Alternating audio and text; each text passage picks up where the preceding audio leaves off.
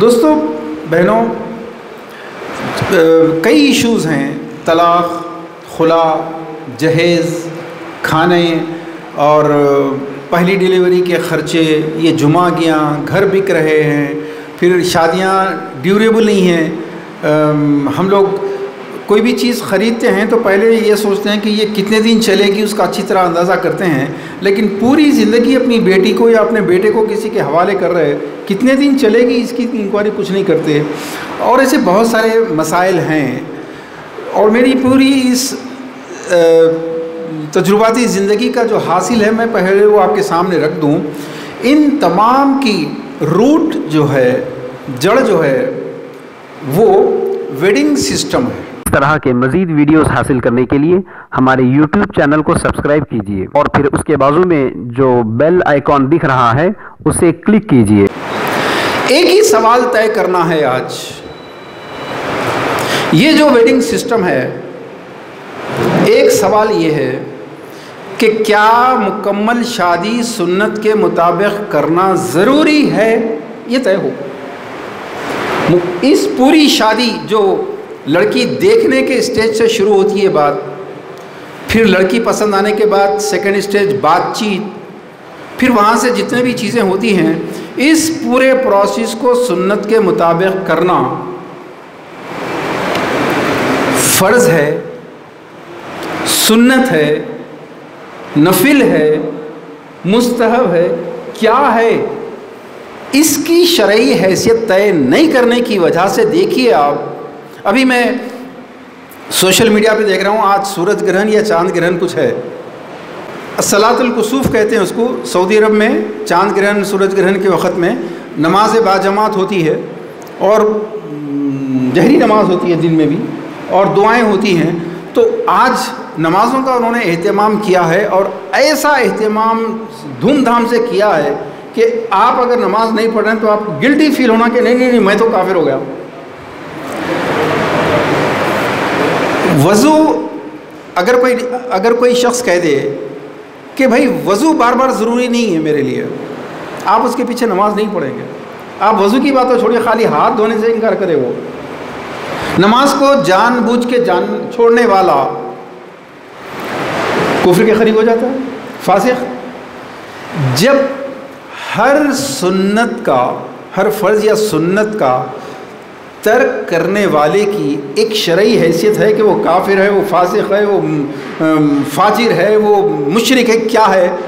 تو پھر ایک سوال، کوئی عورت، کوئی مرد یہ کہے کہ بھئی یہ جو شادی کا نبی کا طریقہ بتا رہے ہیں آپ، میں معافی چاہتا ہوں، یہ میں نہیں کر سکتا، اب اس کی حیثیت کیا ہے؟ پہلے شرعی طور پر آپ لوگ عام انسان ہیں، میں بھی عام انسان ہوں، اور ہم لوگ اپنی جو کچھ دانشوری ہے اس کے نتیجے میں کہہ سکتے ہیں کہ ایسا نہیں ہونا چاہیے۔ ہم لوگ چاہیے کمیونٹی کے لوگ ہیں، اتحاد ہونا چاہیے، فضول خرچی نہیں ہونا چاہیے، لیکن جب بات علماء کی آئے گی، بات جب مفتیان کرام کی آئے گی، ان پر لازم ہے کہ ہر ایسے کام کا شرعی حیثیت بتائیں۔ جیسے جسٹس صاحب ہیں، آپ قانون جانتے ہیں، قانونی بات کریں گے آپ، میں نہیں کر سکتا۔ تو اب ایک مرد کیا عورت کہتا ہے کہ جی منگنی اللہ کے نبی کی بیٹیوں کی ہوئی یا نہیں ہوئی، مجھے اس سے کوئی غرض نہیں ہے، مجھے کرنا ضروری ہے۔ اب اس کی شادی میں، اس کی منگنی میں شرکت کرنے کی شرعی حیثیت بتائیے بس، کیونکہ ولا تبذروا، دیکھو تبذیر مت کرو، اسراف مت کرو، کھانا یہ شادی کے دن کا کھانا اسراف ہے، یہ بدعت ہے، اس میں نہیں خرچ نہیں ہونا چاہیے، یہ جو جہیز ہے ایسا نہیں، یہ باتیں علماء مت کریں۔ علماء یہ کہیں صرف کہ جو کھلی بغاوت کر رہا ہے، لوگ کہتے ہیں کہ بھئی اللہ نے استطاعت دی ہے تو کرنا چاہیے، اس کا مطلب اللہ کے نبی کی جو استطاعت تھی انہوں نے کیا، میری جو استطاعت ہے میں کروں گا، اللہ کے نبی کی استطاعت کی میرے سامنے کوئی حیثیت نہیں ہے، کھلی گستاخی ہو رہی ہے۔ پھر تشبہ سے منع کیا گیا ہے، غیر قوم کی نقل، یہ پوری شادی راجپوتوں کی ہے، کسی مرشد کی شادی میں جائیے ایسا لگتا ہے کسی رات سے مہارانی جودھا بائی کی بارات آئی ہے، کسی کی بھی شخص میں۔ تو وہی ایک ہی سوال، شادی کی سنت میں آئینی حیثیت کیا ہے؟ اور اگر وہ سنت کے خلاف ہے، اگر وہ فسق ہے، اگر وہ کفر ہے، اگر وہ حرام ہے، اگر وہ ناجائز ہے، تو دوسرا سوال خود بخود اٹھتا، ایسی شادی کا دعوت نامے قبول کرنے کی شرعی حیثیت کیا ہے؟ اس پہ گفتگو کرنا نہیں چاہتے، علماء گفتگو کرنا نہیں چاہتے، مفتی اس پہ گفتگو کرنا نہیں چاہتے، لیڈر گفتگو کرنا نہیں چاہتے، دانشور ایجوکیٹڈ، میں ڈاکٹریٹ ہوں، مجسٹریٹ صاحب آپ جانتے ہیں، ساری قوم ڈاکٹروں کی، انجینئروں کی، سب ایجوکیٹڈ لوگ ہیں، اس پہ گفتگو کرنا نہیں چاہتے۔ گفتگو کس پہ کرنا چاہتے؟ ٹوپی پہ، داڑھی پہ، خضاب کرنے کے اوپر 50 ایسے مسئلے ہیں جس کی کوئی، اللہ کے نبی صلی اللہ علیہ وسلم نے فرمایا کہ ایک دور ایسا آئے گا جب میری ایک سنت کو تھامنا ہتھیلی میں، جی ذرا میرے ساتھ چلیے آپ لوگ، ایک سنت کو تھامنا ہتھیلی میں انگارہ تھامنے کے برابر ہوگا۔ اب وہ سنت کون سی ہے؟ بیٹھ کے پانی پینا کیا ہے انگارہ تھامنے کے برابر ہے؟ ان سنتوں کو پکڑ کے جن کی کوئی خطرہ، جن میں کوئی خطرہ نہیں ہے، جس میں کوئی خرچہ نہیں ہے، اس پر تو ہم نے مسجدیں الگ کر لی ہیں، اپنے عالم الگ کر لیے ہیں۔ لیکن اس دور میں کوئی مرد کا بچہ اٹھے اور اللہ کے نبی کے نکاح کی سنت کو قائم کر کے بتائے۔ کتنے بزرگ ہمارے سامنے، ہمارے دوست بیٹھے ہیں، جا کے گھر میں کہتے ہیں کہ بیگم اب خبردار، اپنے بیٹے کی شادی مکمل اسلام پر ہوگی، سنت کے مطابق ہوگی، کوئی جہیز نہیں ہوگا، کوئی کھانا نہیں ہوگا۔ بیوی اوپر سے نیچے تک دیکھتی ہے، اچھا میرے ابا سے جہیز وصول کرے وقت اسلام یاد نہیں آیا تھا، چلو بزرگ باہر آ جاتے ہیں۔ کیوں؟ جب آپ نے خود لیا ہے اپنے ساس سسر سے، تو اب کس منہ سے آپ آنے والے ساس سسر کو منع کریں گے؟ نہیں۔ دیکھیے آج یہاں پر جسٹس صاحب بھی بیٹھے ہیں، عالم بھی بیٹھے ہیں، مفتی بھی بیٹھے ہیں، میں یہ مقدمہ پیش کر رہا ہوں آپ کے سامنے کہ جب آپ کہہ رہے ہیں کہ ان شادیوں کی وجہ سے بربادی بڑھ رہی ہے، تو پھر ان شادیوں میں شرکت کرنا، ان کا دعوت نامہ مسکرا کے قبول کرنے کی شرعی حیثیت جسٹس فیصلہ دیجیے آپ۔ نہیں یہ سب غلط ہے، ایک ایک گھنٹہ تقریر کریں گے، غلط ہو رہا ہے، بدعت ہو رہی ہے، اسراف ہو رہا ہے، لیکن اگر کوئی خوشی سے دے تو جائز ہے۔ یہ ہے وہ پرابلم۔ حل کیا ہے؟ میں حل بتاؤں گا آپ کو۔ حل ایک ہی ہے دوستو، دو چیزیں ہیں۔ سب سے پہلے حل اللہ کے نبی صلی اللہ علیہ وسلم نے دیا ہے کہ اس کا فیصلہ عالم مفتی بعد میں کریں گے، جسٹس صاحب بعد میں کریں گے۔ اللہ کے نبی صلی اللہ علیہ وسلم نے فرمایا تم اپنے ضمیر سے پوچھو، یہ اس کو بنائیے پہلے فیصلہ کرنے والا، آپ کو جواب مل جائے گا۔ جب تک ایسے دعوت ناموں کو واپس نہیں کریں گے یہ ختم ہونے والا نہیں ہے۔ ہر وہ آدمی منافقت کر رہا ہے جو ایک طرف کہہ رہا ہے کہ یہ غلط ہو رہا ہے، دوسری طرف اس کی شادی میں مسکرا کے جا رہا ہے۔ کیوں جا رہی ہے وہ؟ جٹھانی برا مانے گی، دیورانی گناہ مانے گی، بھائی جان کا مسئلہ ہے، ماموں کا مسئلہ ہے، اللہ سے، اللہ کے نبی سے رشتہ ٹوٹتا ہے، ٹوٹے، کوئی بات نہیں، میں لوگوں کو ناراض نہیں کر سکتا، یہ پرابلم ہے۔ ضمیر سے پوچھو۔ اللہ کے نبی صلی اللہ علیہ وسلم نے فرمایا کہ استفتی بقلبک، ایک حدیث میں فرمایا التقوی ہا ہونا، یہاں ہے ضمیر۔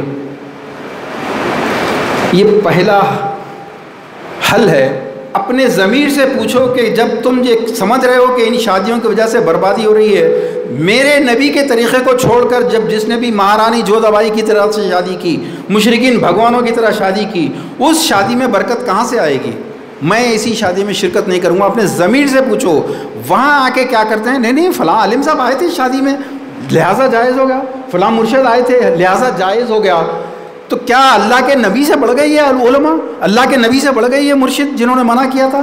صحابہ کا ایٹیٹیوڈ کیا تھا؟ اگر کوئی غیر شرعی چیز دیکھتے تھے تو میزبان کو تھپڑ مار کے آتے تھے، آپ مسکرا کے آ رہے ہیں، ہمت افزائی کر کے آ رہے ہیں۔ دوستو پہلا اپنے ضمیر سے پوچھو۔ آج کے بعد آپ اپنے ضمیر سے اگر پوچھیں گے تو پھر لوگ ایسا کر رہے ہیں ویسا کر رہے ہیں، یہ کہانیاں سنانے کی ضرورت نہیں ہے۔ اپنے ضمیر کے फैसले के मुताबिक काम कीजिए। और दूसरा है अल-जमा। डॉक्टर इसरार अहमद साहब की एक बहुत अच्छी वीडियो है, इस हदीस को क्यों छुपाया गया। वो हदीस अल-जमा की है। जमा कहते हैं मास स्ट्रेंथ, इज्तिमाइयत, कलेक्टिविटी। इस उम्मत में मास स्ट्रेंथ जब पैदा होगा जब अल-जमा को समझेंगे कि तुम में से कोई शख्स ऐसा ना हो जो किसी न किसी जमात से जुड़ा हुआ ना हो। मेरे दोस्तों, अल-जमा ये है, अल्लाह के नबी सल्लल्लाहु अलैहि वसल्लम ने जमात में दाखिल होने की जितनी हदीसें हैं यहाँ पेश करने का वक्त नहीं है। मुख्तसर तौर पर यह कि नांदेड़ में अगर फ़र्ज़ करें 2 लाख मुसलमान हैं, अगर 3 लाख मुसलमान हैं, कोई मुसलमान मर्द ऐसा ना रहे, कोई औरत ऐसी ना रहे जो किसी न किसी इज्तिमाइयत से ना जुड़ जाए। यासीन अली साहब इतना बड़ा काम लेके उठे हैं, इनके साथ अगर एक 10,000 आदमियों का मजमुआ यहाँ पर हो, मौलाना अयूब क़ासिमी साहब है, इनका मिशन है, रईस अहमद हैं इसी शहर में वतन सोसाइटी के, उनका मिशन है। आपके मिजाज से जिस इज्तिमाइयत में जुड़ सकते हैं इमीडिएटली जुड़ जाओ। ये जो 10,000 15,000 हर जमात में होंगे ना, इसकी स्ट्रेंथ की ताकत का हैबत और रोब ये पड़ता है कि फिर वो आपसे बात करने तैयार होते हैं। इस वक्त उनको पता है कि तुम लोग अगर जमा भी होगे, एहतजाज भी करोगे तो उर्दू अखबार वाले छापेंगे इसको, वो यूट्यूबर वाले रिलीज़ करेंगे जिसके 100 व्यूज़ नहीं होते। आप सारी ज़िंदगी ऐसे ही भीख मांगने वालों में रहेंगे। अपने मताले बात नहीं है, वो भीख है। अब आइए मैं इस हल पर फिर बाद में आता हूँ, वक्त बहुत तेज़ी से जा रहा है। इश्यूज़ क्या हैं देखिए, इस वक्त इश्यूज़ सबसे हर इशू अहम है। आपकी सोसाइटी में डिवोर्स रेट, तलाक या खुला 1%, सऊदी और कुवैत में 50% है तलाक, यूरोप अमेरिका वगैरह के अंदर 60-70% है तलाक। आपकी सोसाइटी में सिर्फ 100 में 1 तलाक या खुला है, अल्हम्दुलिल्लाह। लेकिन दूसरी तरफ आपकी सोसाइटी में स्ट्रेन रिलेशंस बोलते हैं, झगड़े जो शादी के 1 हफ्ते के बाद शुरू होते हैं, ये 60% है।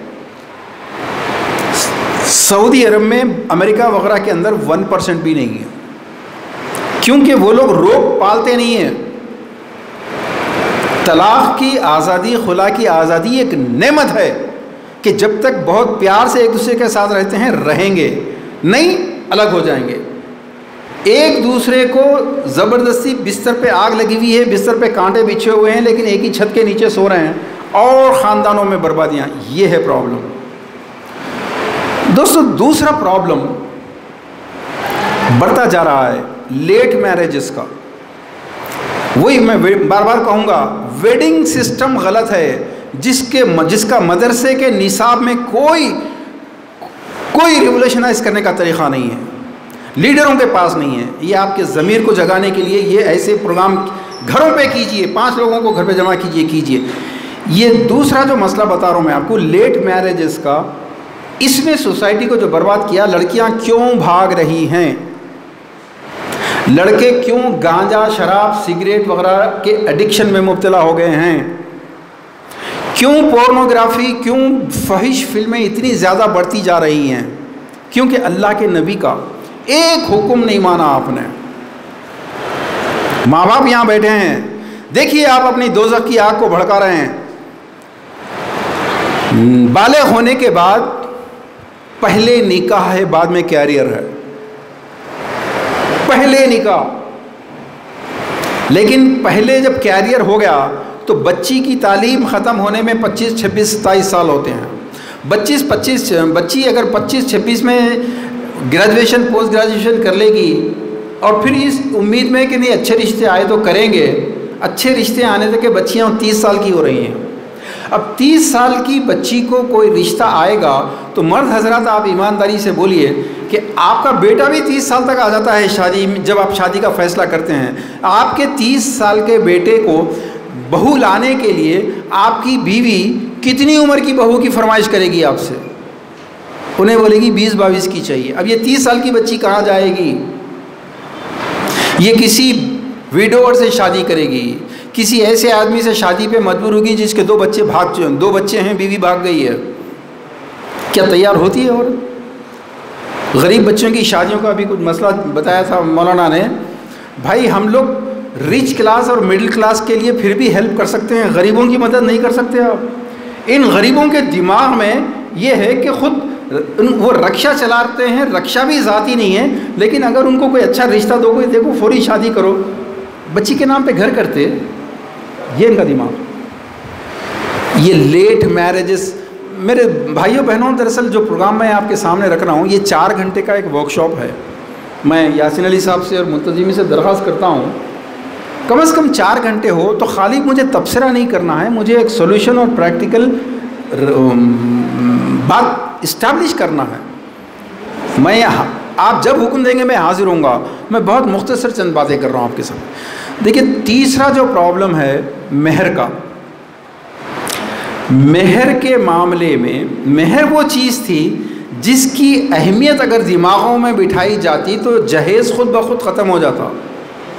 अब आप मुझे एक बात बताइए, किसी का मेहर यहाँ 50,000 से ज़्यादा है कोई ख़ातून का? नहीं होगा, मुझे मालूम। और ये तकरीबन 30-35 ख़वातीन बैठी हैं। हाँ, देखिए, विमेन राइट्स का जो वायलेशन मुसलमान करते हैं, मनुस्मृति में औरत का दर्जा 5वां है। पहले वो ब्राह्मण है, वैश्या है, खत्री है, हरिजन है, फिर उसके बाद औरत है, 5वां दर्जा। आप यकीन कीजिए, हम लोगों ने, हम मुसलमानों ने औरत को 6वां 7वां भी नहीं दिया। जो जुल्म हम करते हैं उतना ब्राह्मण नहीं करता। ये 30-35 औरतों में पूछिए इनसे, कितनी औरतें ऐसी हैं जिनके शौहरों ने उनको मेहर नेट दिया है?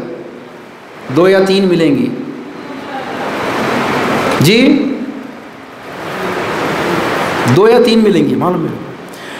मेहर के बगैर, नेट अदा किए बगैर जिसने हाथ भी लगाया ज़ानियों में उठाया जाएगा, उसका ज़ानियों में शुमार होगा। अब ये उधार मेहर का फतवा किसने दिया? अब फ़िक़्ह इस मामले में क्यों खामोश है कि एक आदमी ने मेहर ही नहीं दिया और वो निकाह हो जाता है, वो निकाह में शिरकत भी की जा सकती है, उस निकाह में जाके पेट भर खा के भी निकल सकते हैं आप। ये मेहर औरत की कीमत नहीं है। सहाबियात का मेहर एक चादर था, एक लोहे की अंगूठी थी। किसी सहाबिया का मेहर तो सिर्फ कुरान को याद दिला दो आयतों को मेहर। औरत की क्या कीमत इतनी कम, इतनी औरत की कीमत गिरी हुई है? नहीं, मेहर औरत की कीमत नहीं है। मेहर चाहे वो लोहे की अंगूठी हो, चाहे 10 लाख रुपये हो, उसकी मर्जी का टोकन है। तो जब ये मेहर के बाद औरत की मर्जी शामिल है तो जहेज़ तो खुद ब खुद ख़त्म हो गया। अब आप मुझे ये बताइए, ये 20,000 मेहर दे के लड़की के बाप से 5 लाख 10 लाख की शादी ले रहे हैं, उस लड़की का बाप क्या इस काबिल नहीं है कि वो 20,000 अपने तौर पर खुद ही दे दे अपनी बच्ची को? ये क्या चीटिंग हो रही है? ये तीसरा मसला है। इस डॉरी ने, आरएसएस और बीजेपी ने उतना डैमेज नहीं किया, बखुदा नहीं किया उसने। वो बुलडोज़र चला रहे हैं, इनकाउंटर कर रहे हैं, बिल्कुल सही है। पूरे मुल्क का संविधान चेंज कर रहे हैं, माइनॉरिटीज़ के, मुसलमानों के राइट्स ख़त्म कर रहे हैं, बिल्कुल सही है। लेकिन उनके बुलडोज़रों से ज़्यादा वो लोग बुलडोज़र चला रहे हैं जो खुशी से जहेज़ देते हैं, खुशी से लेते हैं। हम इस मुल्क के एक लीडर को सबसे बड़ा झूठा बोलते, फेंकू बोलते, मालूम है ना? उससे बड़े झूठे और फेंकू वो लोग हैं जो ये कहते हैं कि अरे हमने मना किया था जहेज़, हम मना कर दिए थे, नहीं चाहिए था हमारे को जहेज़, वो लोग खुशी से दिए। ये है वो चीज़।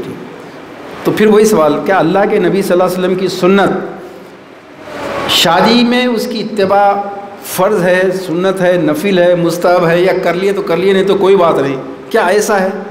हर मामले में सुन्नतों की ये इंतहा है कि मस्जिदें अलग कर रहे हैं, एक दूसरे के ख़िलाफ़ जलसे जुलूस हो रहे हैं, लेकिन निकाह की सुन्नत में तमाम मुत्तहिद हैं कि निकाह की सुन्नत को क़ायम होने नहीं देंगे। आज इस शादी खाने में आके देखिए, शाम में या कल यहाँ पर एक देवबंदी की मंगनी की दावत होने वाली है।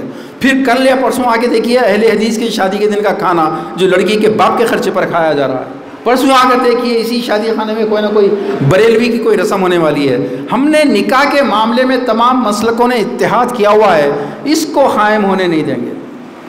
फिर जो इश्यूज़ हैं, आर्बिट्रेशन बोलते हैं इसको, हमारे आपके सामने मैं ख़ास तौर पर रखना चाहूँगा।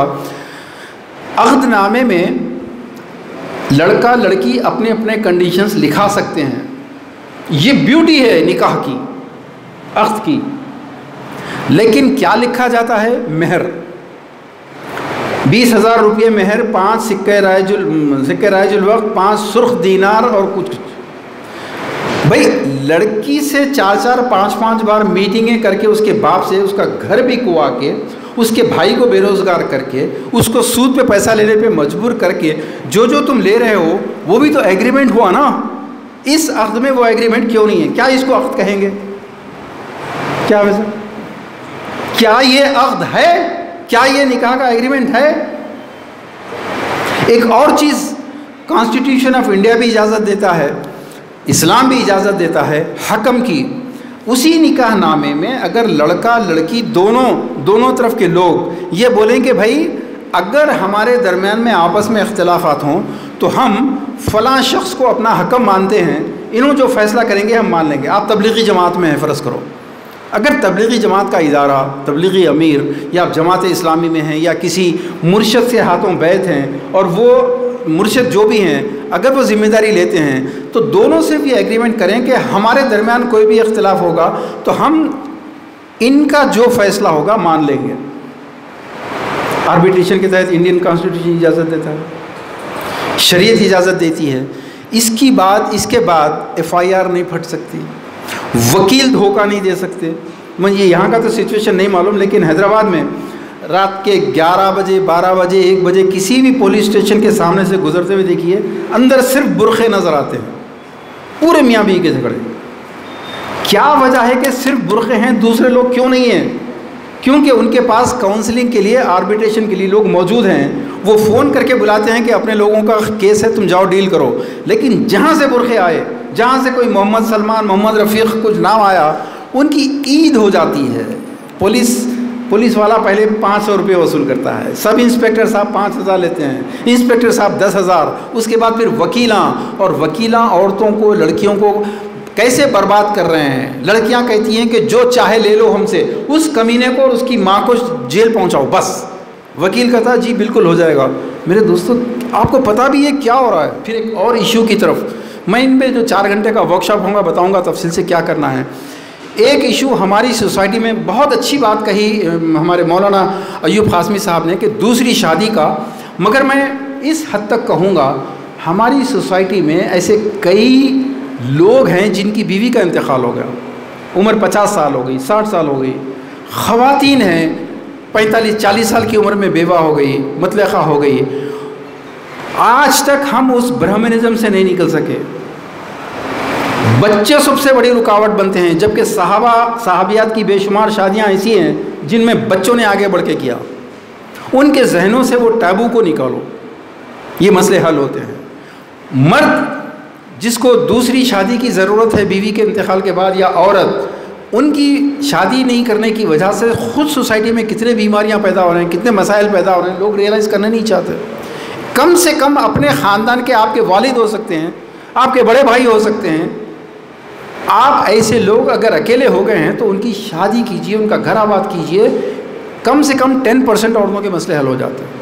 ख़ास तौर पर औरतों को सबसे पहले तो अक़ीदों का बिगाड़ आया हमारे पास भी शादी अटूट बंधन, अटूट जन्म जन्म का साथ। जिस घर में डोली जाए वहाँ से सिर्फ डोला उठे। औरत का दिमाग बनाया जाता है कि शौहर अगर जालिम हो, शराबी हो, चोर हो, जो भी हो, तेरे को उसके साथ ही रहना है। मनुस्मृति का एक रूल है, अगर मर्द एक थप्पड़ मारे तो उसके इस जन्म का एक पाप धुल जाता है। अब थप्पड़ खाते रहे तो रोज़ नहीं, इस्लाम ने कहा कि ये नहीं। खैर, एक अभी बहुत सारे हैं, मैं आखिरी बात जो इश्यूज़ की है वो बताता हूँ कि इस सोसाइटी में काउंसलिंग का शऊर नहीं है। मैक्सिमम काउंसलिंग ये होती है कि हम किसी मौलाना के पास चले जाते हैं, انہوں مرد کو کہاں عورت کو مارنا چاہیے کہاں نہیں مارنا چاہیے یہ بتاتے ہیں، طلاق کیسا دینا چاہیے یہ بتاتے ہیں، عورت کو یہ بتاتے ہیں کہ دیکھ تیرا مقدر ہی ہے خدمت کرنا، صبر کرنا، مار کھا کے رہنا، بس ایسا نہیں ہوتا دوستو۔ کاؤنسلنگ کیا چیز ہے؟ پروفیشنل کاؤنسلنگ آپ یوں سمجھ لیجئے کہ سڑک کے اوپر ٹریفک کے چھوٹے چھوٹے سائنس ہوتے ہیں، معمولی سے رائٹ ٹرن کرو، اسپیڈ بریکر آ رہا ہے، لیفٹ ٹرن آ رہا ہے، سلوپ آ رہا ہے، اتار آ رہا ہے، یہ بہت چھوٹے چھوٹے چیزیں ہوتے ہیں۔ اسپیڈ بریکر کا ایک سائن ہوتا ہے۔ وہ آدمی جوانی کے جوش میں جو اسپیڈ بریکرز کی پرواہ نہیں کرتا، کیا ہوتا ہے بیٹا؟ اس کی گاڑی بہت جلدی کریش ہو جاتی ہے۔ کاؤنسلنگ میں دو ہیں، ایک پری میرج شادی سے پہلے، ایک شادی کے بعد۔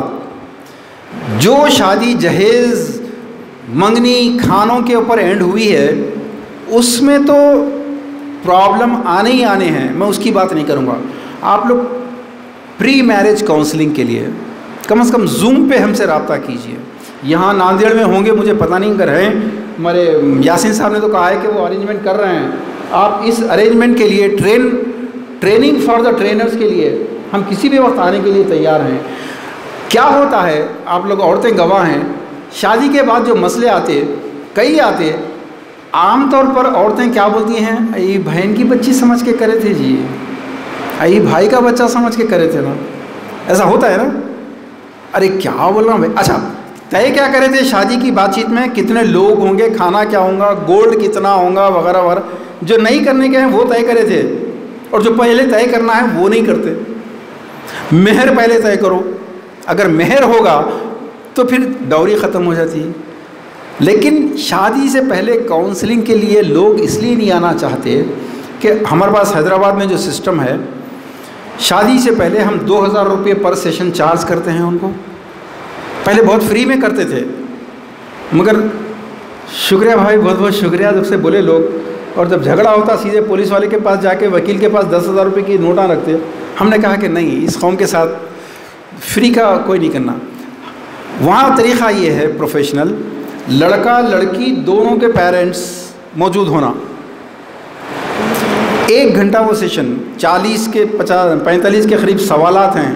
اب مثال کے طور پر بچہ دبئی کا ہے، بچہ شادی کے بعد دبئی واپس جانے کے بعد بچی کہاں رہیں گی، ایک سوال ہے، اس پہ جھگڑے ہوتے ہیں۔ بچی کا، بہو کا زیور کس کے پاس رہیں گا، ساس کے پاس یا بہو کے پاس؟ کہاں رہنا چاہیے بھائی، آپ بولیے، کہاں رہنا چاہیے زیور؟ زور سے، ایگزیکٹلی۔ مگر آپ صحیح بول رہے، یہ حق ہے آپ کا، آپ اپنے حق کے لیے لڑ نہیں سکتے، آپ کو ظلم برداشت کرنا ہے۔ کل جھگڑا ہوتا ہے، مار کے آپ کو جلد تیرے باپ کے گھر کو جا، زیور پورا وہاں اٹکا ہوا ہے۔ اب انہیں بولتی کہ نہیں تم اتنے ہی لائے تھے، تو پہلے دن یہ طے کیوں نہیں کرتے؟ ایسے 40-50 سوالات ہیں، بہت اہم ہیں، بہت اہم ہیں۔ وہ طے کرتے ہیں، لکھتے ہیں دونوں کے دستخط، پھر اس کے بعد بڑوں کو باہر بھیج کے صرف لڑکا اور لڑکی کو سامنے بٹھاتے ہیں، اور جو سوالات وہاں کیے جاتے ہیں، سب سے پہلا سوال جو آج کی شادیوں کے ٹوٹنے کا سب سے بڑا سبب ہے، لڑکی کہیں اور شادی کرنا چاہتی ہے، لڑکا کہیں اور شادی کرنا چاہتا ہے۔ یہ ماں باپ جہیز کی وجہ سے جو کر رہے ہیں، ہم دونوں کو بٹھا کر فیصلہ کرواتے ہیں۔ تو بہرحال دیکھیے، یہ ایشوز تھے آپ کے، ایسے کئی ایشوز ہیں۔ ان ایشوز کو حل کرنا، تبصرہ تو اور 1 گھنٹے کی میں اندر ہو سکتا ہے۔ کیا آپ حل کرنا چاہتے ہیں؟ اگر آپ حل کرنا چاہتے ہیں تو آپ علماء پہ یا لیڈروں پہ یا جماعتوں پہ تکیہ مت کیجئے۔ ان کا کام تھا بیان کرنا، بیان ہو چکا، اب آپ کو کرنا ہے۔ اور الجماع کی بات کو سمجھیے، میں پھر ایک بار کہہ رہا ہوں، کوئی ناظر میں ایسا شخص نہیں، یہ حدیث کا حکم ہے، جس نے جماعت سے دوری اختیار کی اس نے ایمان کا خلافہ اپنی گردن سے نکال کر پھینکا۔ بہت ساری ہیں۔ ماس فورس بنائیے، ماس اسٹرینتھ بنائیے، تو آپ کی دشمن پہ بھی دھاک بیٹھے گی۔ 85 کروڑ لوگ امت محمدی کی اس شریعت پر پابندی دیکھنا چاہتے ہیں، اسلام میں داخل ہونے کے لیے آج تیار ہیں۔ سب سے بڑی رکاوٹ آپ ہیں اور آپ ہیں۔ اس طرح کے مزید ویڈیوز حاصل کرنے کے لیے ہمارے YouTube چینل کو سبسکرائب کیجئے اور پھر اس کے بازو میں جو بیل آئیکن دکھ رہا ہے اسے کلک کیجئے۔